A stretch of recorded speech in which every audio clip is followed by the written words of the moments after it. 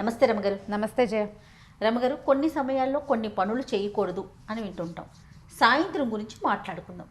సాయంత్రం పూట అలాగే దీపాలు పెట్టేటప్పుడు కొన్ని పనులు చేయకూడదు అంటుంటారండి.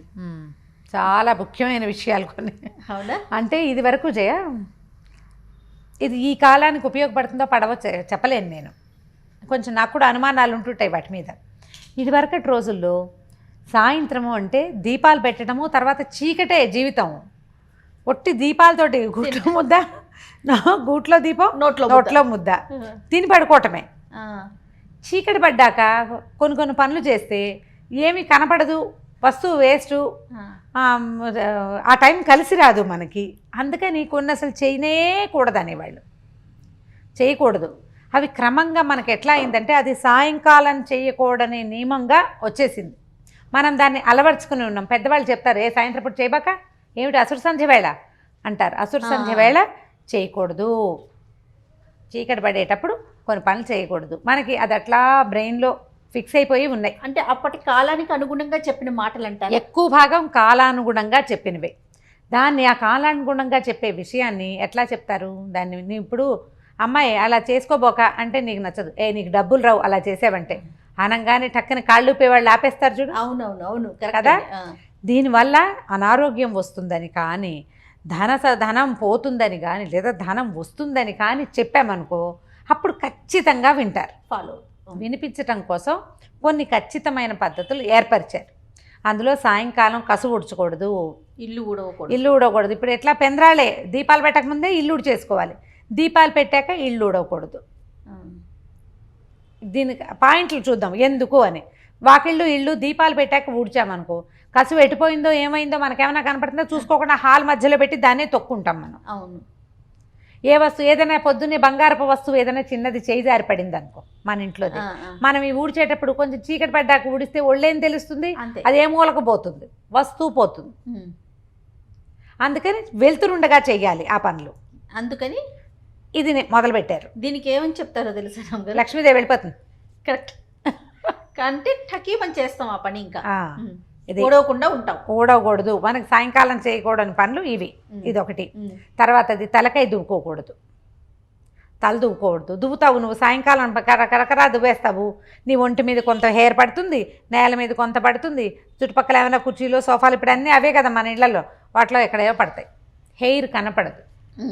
నువ్వు అది తినేటప్పుడు కంచంలోకి వస్తే, ఏ చంటి బిడ్డ ఉండి దాన్ని వాడి మొహం మీద పడితే, నీ నెత్తిలో పేలుంటే అవి కూడా ఒంటి మీద పడతాయి కదా. అవును కదా, ఒంటి మీద పడతాయి, చికాకు. అందుకని చీకటి పడ్డాక చేస్తే లక్ష్మీదేవి వెళ్ళిపోతుంది. జాగ్రత్త అయిందా. దీని తర్వాత దీపాలు పెట్టారు. సాయంకాలం అయ్యాక కొంతమంది లైట్ అలాగే చీకట్లో ఉంటారు. ఎప్పుడో అవసరమైతే కానీ వేసుకోవాలి. ఇట్లా సంధ్యా సమయం అవ్వగానే ఇలా దీపం వేసుకోవాలి, లైట్ వేసుకోవాలి. దీపాలు వెలిగించి పెట్టుకుంటే కొంచెం ఇళ్ళు బాగుంటాయి. ఏదైనా చాట్మాటన ఎవరైనా మనుషులు వచ్చినా మనకి కనపడుతుంది. ఈ రెండు మెయిన్గా చెప్తారు. దీంతోపాటు సంధ్య వేళ పడుకోకూడదు.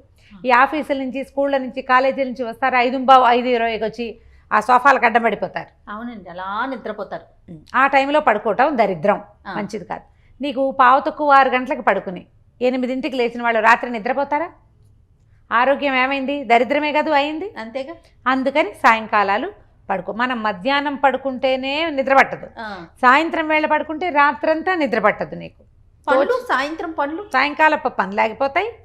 ఒకటి ముందు ఆరోగ్యం పాడైపోతుంది. రాత్రి నిద్రపోం. మనం నిద్రపోవాల్సింది ఎప్పుడు? రాత్రి, సాయంకాలం కాదు. అందుకని దీన్ని ఒకదాన్ని ఖచ్చితంగా మాన్పించేశారు. గోర్లు కూడా కట్ చేసుకోకూడదు. గోళ్ళు కట్ చేసుకోకూడదు. ఇప్పుడు గోల్ కట్ చేసాం చీకటి మాటన, గోల్ కట్ చేసి ఈ గోరు ఒక ఇట్లా నొక్కామనుకో టక్కుమని ఎగురుతుంది. అది ఇక్కడే పడుతుందా ఎక్కడైనా పడుతుందా తెలీదు. వెలుతురుండగానే చెయ్యాలి. అవన్నీ కూడా మనకి అవసరమైనవి చెయ్యాలి. ఇవంతా ప్రాక్టికల్ ప్రాబ్లమ్స్. అవునండి. ఏం పర్వాలేదు, నేను అలాగే చేస్తాను, నేను జాగ్రత్తగా చేస్తాను అంటావు. ఎప్పుడో ఒకసారి నీ వశం తప్పిపోతుంది. అప్పుడు ఏం చేస్తాం? ఈ కట్ చేసిన గోరు బియ్య బస్తాలో అయినా పడచ్చు. అది మళ్ళీ ఆహారంలోకి వస్తే, ఏ చంటి బిడ్డకో వెళ్తే, నీకు తెలియకపోతే ఎందుకు వచ్చిన బాధలు అవన్నీ. అందుకని ఈ పనులు no no no no no అని చెప్పేవాళ్ళు. సాయంత్రం పూట అన్నం తింటాం, అసురు సంధ్య వేళ అన్నం తినకూడదు. రాక్షసులు తింటారు, రాక్షస భోజనం అని చెప్తారు. చీకటి పడ్డాక తినాలి. సమయం 6:30, 7 గంటలకి కరెక్ట్గా అక్కడ సంధ్య అవుతుండగా నువ్వు ఇక్కడ కంచం పెట్టుకోకూడదు. సంధ్యాకాలం చేయవలసింది ఏమిటి? దీపాలు పెట్టుకోవటం, దైవ నమస్కారం, ఏదైనా మంచి మాట వినటం, అవి ముఖ్యమైనవి. అలా ఆ సమయంలో ఆ పని చేస్తే ఏమిటి, నీకు మేలు జరుగుతుంది. అన్ని రకాలుగాను అన్ని రకాల మేళ్ళు జరుగుతాయి. నీ బతుకు ఒక నియమం ఏర్పడుతుంది, ఒక క్రమశిక్షణ ఉంటుంది మనకి. రమ్మగారు అందుకే కదా తదాస్తు దేవతలు ఉంటారు, సాయంత్రం వేళ తిరుగుతూ ఉంటారు అంటారు. అందుకని ఏదో ఒకటి పిచ్చి మాటలు, అరుపులు. ఇప్పుడు పోనీ సాయంకాలం వేళ పోట్లాడుకోకూడదు, అసురు సంధ్య వేళ పోట్లాట ఎందుకు? అసురు సంధ్య వేళ సాయంకాలాల వేళ కనుక పోట్లాడుకుంటే రాత్రి పోయిందా? డిస్టర్బ్ అయిపోట్లా. మనం సంసారంలో ఉంటే మొగుడు పెళ్ళాలకి పడిచావదు, సాయంత్రం పూట కూడా పోట్లాడుకుంటే రాత్రి ఎడమొహం పెడమొహంతో పడుకుంటారు. మామూలు వాళ్ళైతే ఆ దిగులతోటి ఆ విసుగుతోటి నిద్ర పట్టదు, ఆరోగ్యం పాడవలా. అవును. నువ్వు ఏ విషయం తీసుకో, పెద్దవాళ్ళు చెప్పినవన్నీ మన మంచికే. మనం ఇలా ఒక పాయింట్ పెట్టుకుంటే, లేకపోతే భయపెట్టకపోతే నువ్వు వినవు కదా, అందుకు పెట్టారు, అందుకనే పెట్టారు. తర్వాత భార్యాభర్తలు కలవకూడదు, సంగమ నిషేధం ఉంటుంది సాయంకాలాలు. ఈ సమయంలో కనుక సంగమం జరిగితే పుట్టే సంతానం మంచిది పుట్టదని, రాక్షసులు పుడతారని చెప్తారు. రాక్షసులు పుడతారో పుట్టరో పక్కకు పెడితే నైట్ స్లీప్ డిస్టర్బెన్స్.